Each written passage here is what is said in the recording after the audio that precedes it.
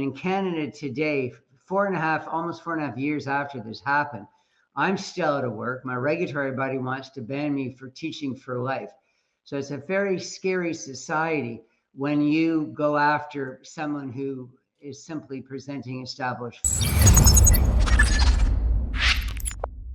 Jim McMurtry is a former BC teacher fired for questioning residential schools, mass graves. So the narrative that was pushed to us about the residential school mass grave, and he is the author of the Scarlet Lesson.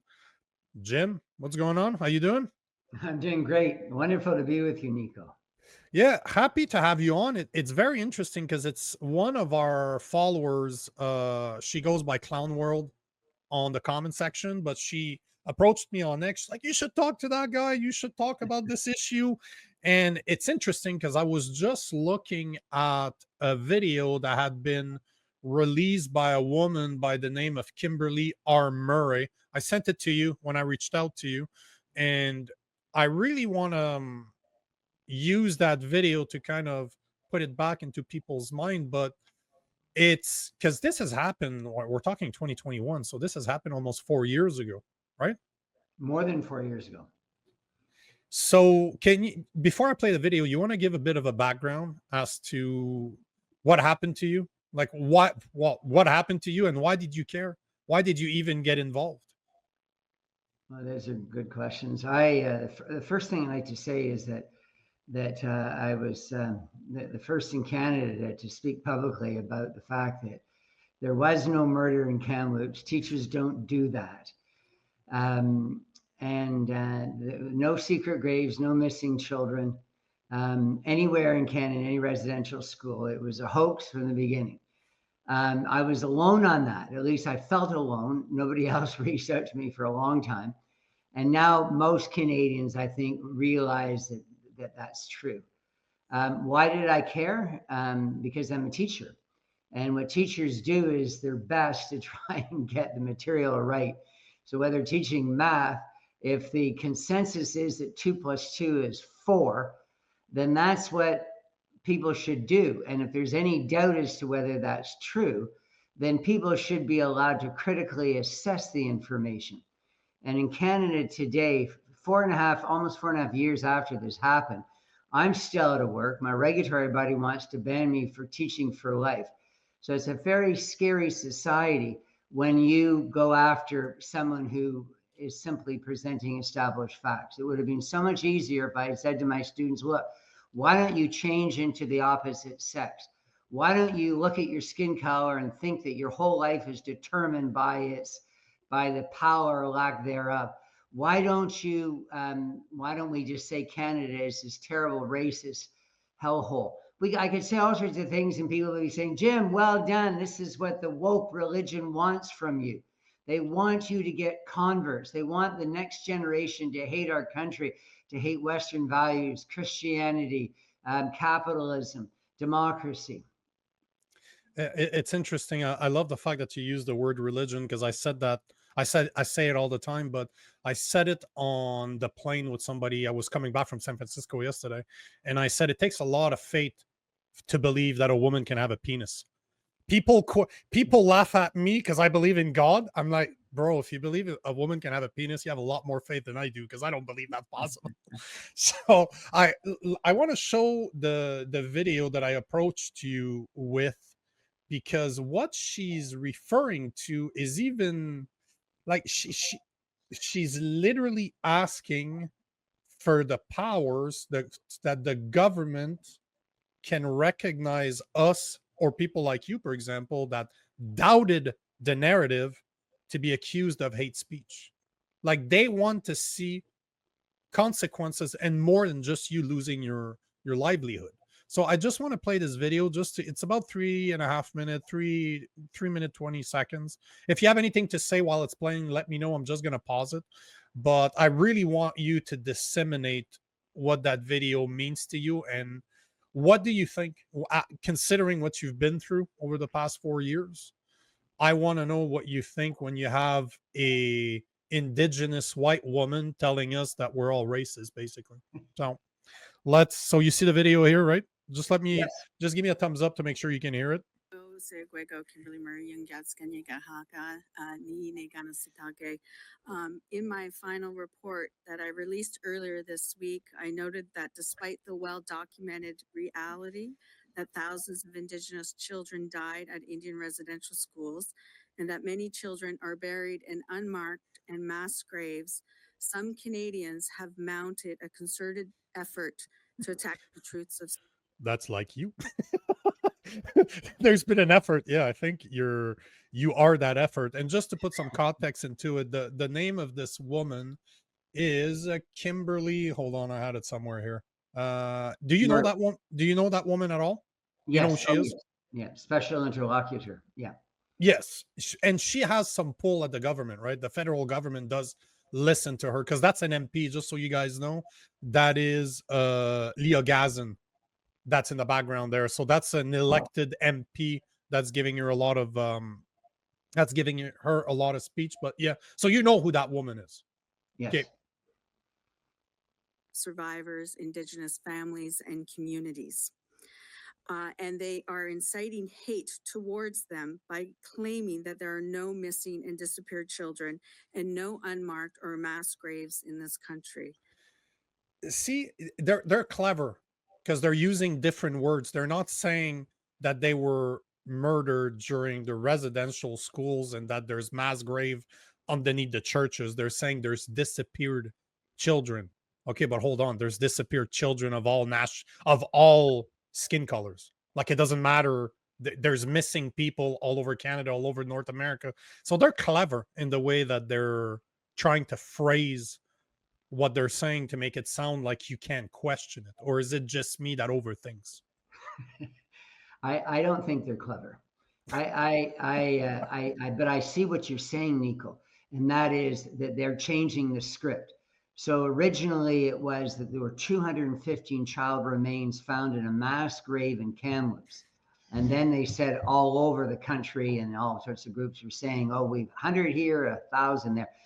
And it's not true. There's not a single missing child any child was ever disappeared by our government through the residential school project. I'd just like to make two quick observations. One of them, Kimberly Murray identifies with the Iroquois, Haudenosaunee, specifically with the Mohawk. Mohawk means eaters, man eaters. And so what's interesting about that is this idea of decolonialism, wanting to present people of European ancestry as being part bestial because of my ancestry. I'd like to say that I don't think any group has a completely glorious past. The second thing I'd like to make is both she and Leah Gazan to her left are much more European in ancestry than they are Indigenous. And that's one of the other things, that most Indigenous people are not fully Indigenous, if that even exists, because obviously there's settlement in Quebec for, as you know, for well over 400 years. First major settlement was in 1608.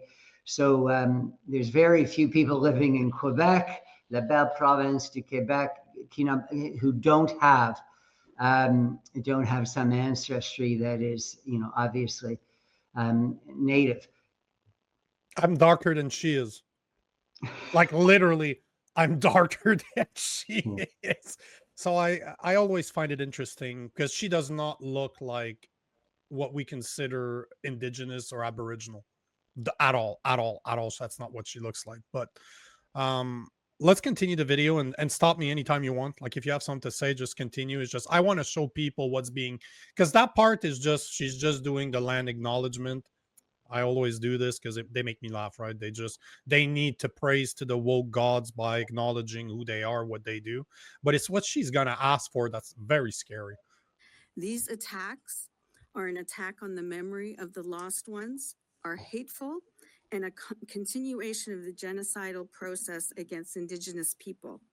Denial of the truth about the harms of Indian residential schools has a profound impact on survivors, their families, and communities.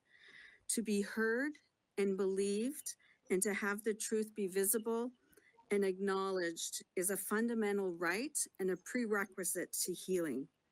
Denialists deny facts, attack the credibility of victims, and portray victims as oppressive perpetrators while characterizing themselves as the victims. Is that because technically she's talking about you? She's literally referring to you. Do you find yourself to be the victim, and are you going after the people that are saying that?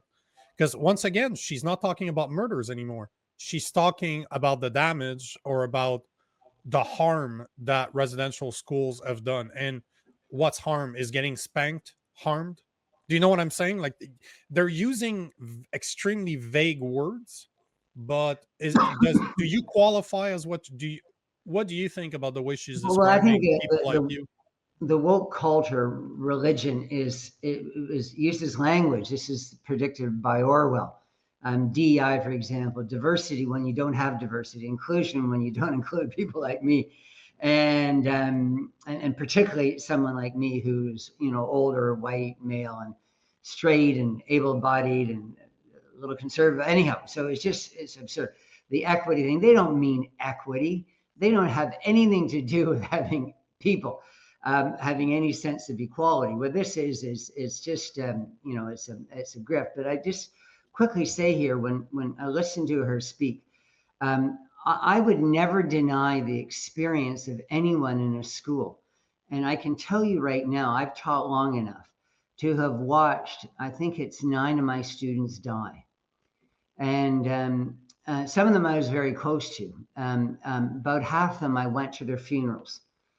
Kids die, which is sad. And 2 of them had muscular dystrophy, and those kids tend not to get out of their 20s, even if they get into their 20s. Anyhow, so kids die in school. So what they've taken is something that was real. A lot of kids dying at all schools back in time from diseases like tuberculosis. And what they're doing is they're putting blame. The absurd thing about that is it wasn't the indigenous people who came up with vaccinations, who came up with the idea of having schools where they're like in Kamloops, where there would be an infirmary where you would bring in doctors and nurses. The point is, the people accused of genocide by Kimberly Murray or Leah Gazan are the last people in the world you should ever accuse of genocide, because they have taken the lifespan of Indigenous people in Canada and made it threefold. So none of this makes any sense. There certainly wasn't any attempt to hurt any Indigenous child at any time. If there was ever a child spanked in a residential school, well, of course, there were kids spanked in all sorts of schools, 100 years ago. So I don't think there's anything to their argument. I think it's a complete fabrication. I think it's rooted in something that we all know there seems to be a need. Maybe it's a Christian thing to some extent. And speaking as a Christian, we have this desire to repent. We have this desire to see ourselves as humble. That was Christ's ultimate message. So we're not perfect, and that's great. So maybe our institutions back in time, like residential schools, weren't perfect. That is a far cry from saying that they're genocidal. All schools back in time weren't perfect. All schools today are not perfect. Yeah, and this I think is where you and I are going to agree, is the fact that they seem to say that the residential schools did murder children and buried them on the ground. And this is the part that there's a massive difference between, maybe those schools weren't perfect, not maybe, those schools weren't perfect, no, but nothing's perfect, so for sure they weren't perfect. For sure there's bad things that has happened during residential schools, like in any schools. But the point is that it's about the mass graves. It's about, they take it from what really is very scary because of where it can leads, is they talk about the mass grave at the beginning, and then they start changing the subject by, if you doubt a survivor, you're wrong, that's hate speech. And that's where she's gonna go. It reminds me of the Me Too movement. Trust the woman, because women can never be wrong, right? Never. Women don't lie. That's a fact, supposedly, as per the Me Too movement. Women are very different from men, they never lie. So Well, this is where we're going. This is where it seems to go down, to take it from, hey, this is what really happened. Even if we don't have the proof, you have to believe the survivors. You have to, or else. Well, yes, if what she's doing is she's using the word truth repeatedly. Yeah. And then of course she's labeling anybody who is in disagreement as a denier and wants them canceled. And Leah Gazin beside her was the one who famously, tried to get legislation passed during Trudeau's time to jail people like me. So it's nothing about truth. Truth is something that needs to be tested, or it's no longer truth. And truth itself is, as the Dalai Lama said, it's like a diamond. It's multifaceted. It has all the different sides together represent the truth. If there were kids that had a bad experience in residential school who died from disease or an accident or fire, that's something that it's important. And if people think that's important to talk about, do so. I don't think it's important. I don't think it's something that kids need to learn in school at all. I think it's just so incredibly inconsequential and insignificant. What is significant and consequential about residential schools is that the fact that they gave illiterate and numerate children who had no ability to make it in this world the ability to do so. Education is the most important thing you could do for any child. It is a fundamental universal right. And so when you're talking about language, Nico, very wisely, it relates to just basic rights.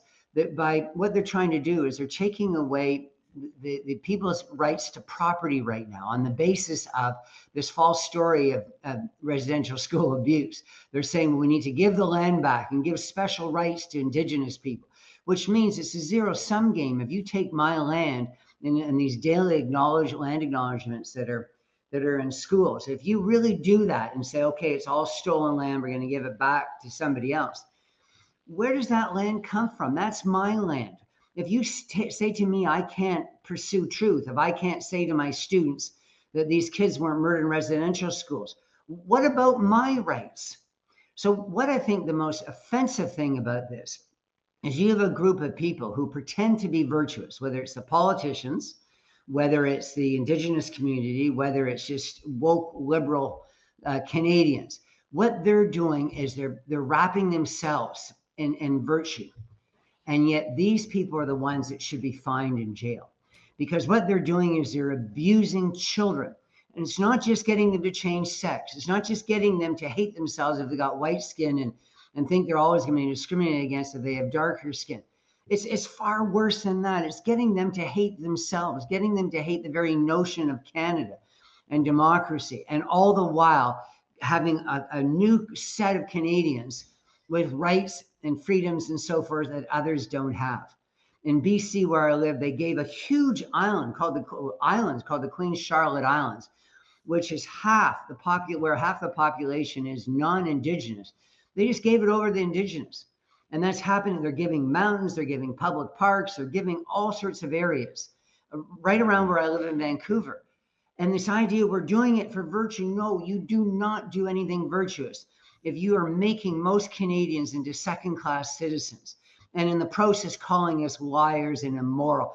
And in this particular case, saying that the government intentionally disappeared children.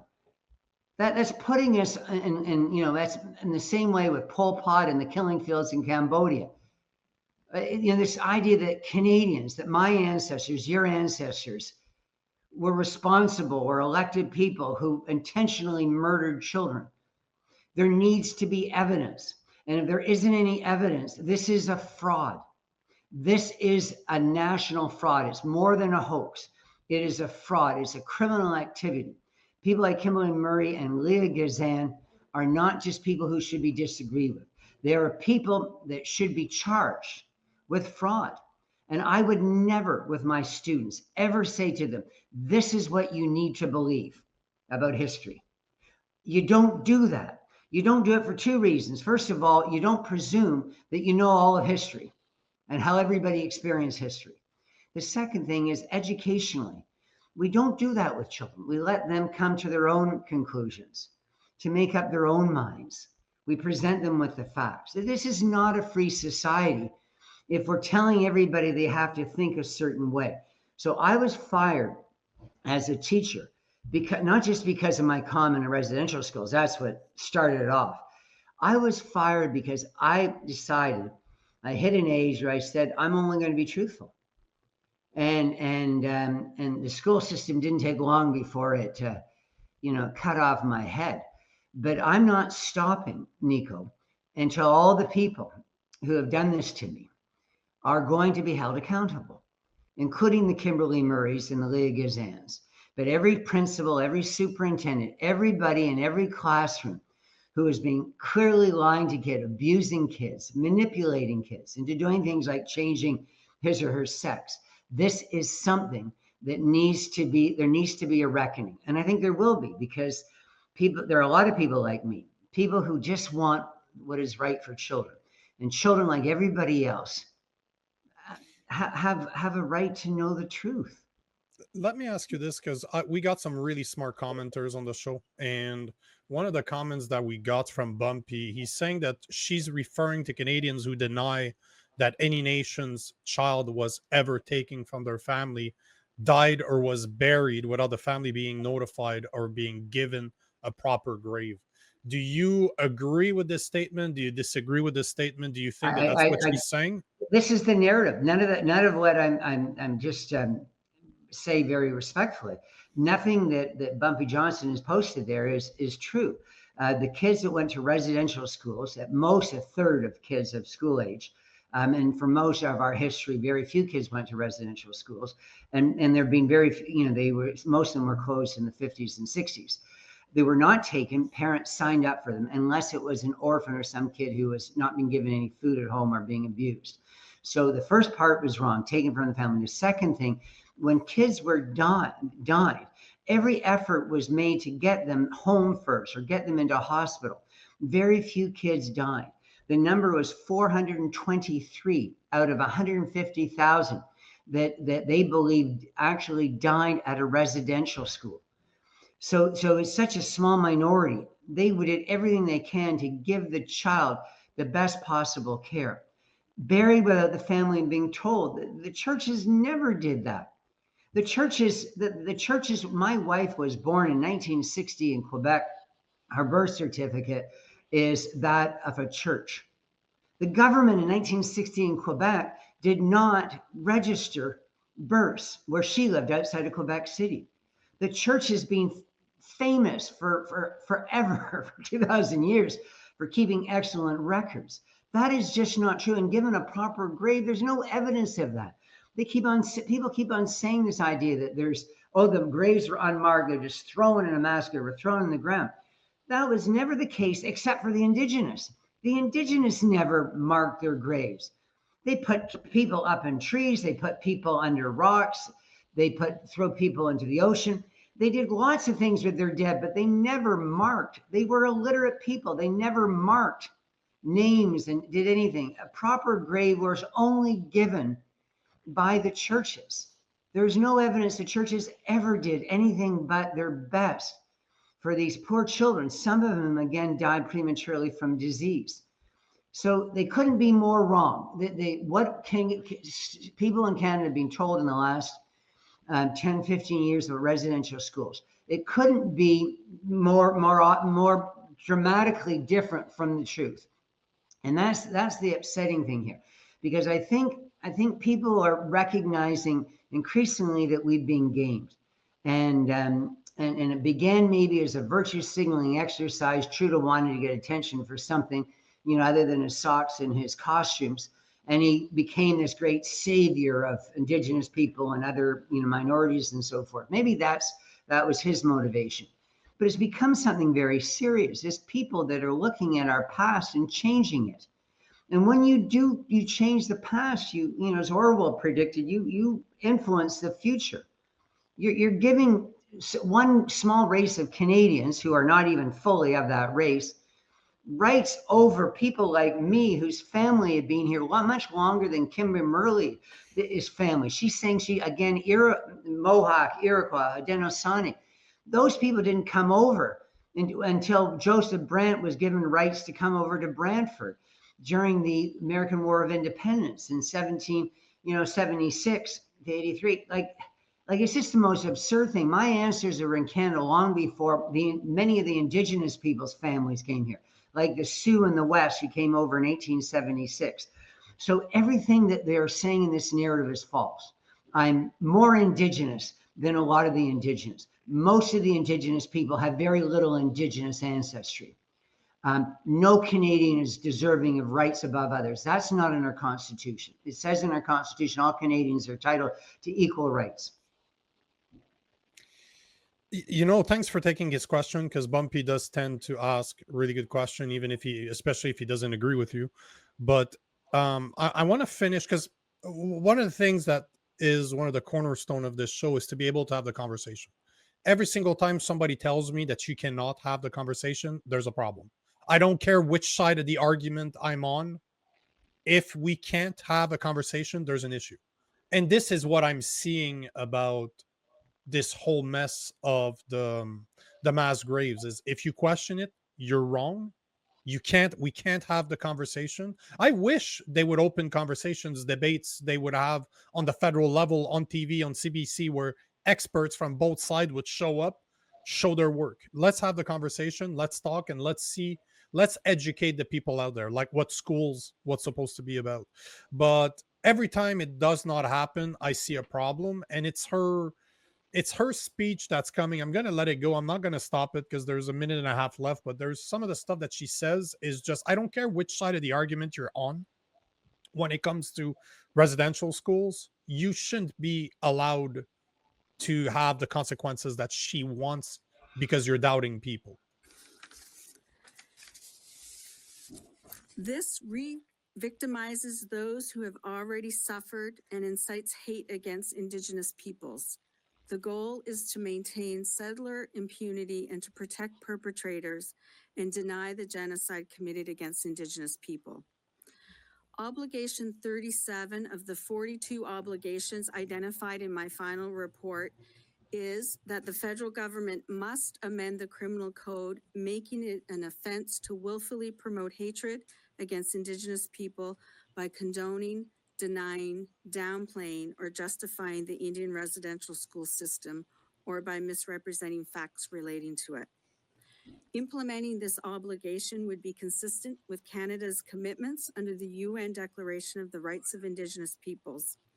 Canada has a responsibility to uphold Article 15 of the Declaration, an declaration that enshrines Indigenous people's right to dignity and diversity of their cultures, traditions, histories, and requires states to take effective measures to combat prejudice and eliminate discrimination, and to promote tolerance, understanding, and good relations between Indigenous people and all other segments of society.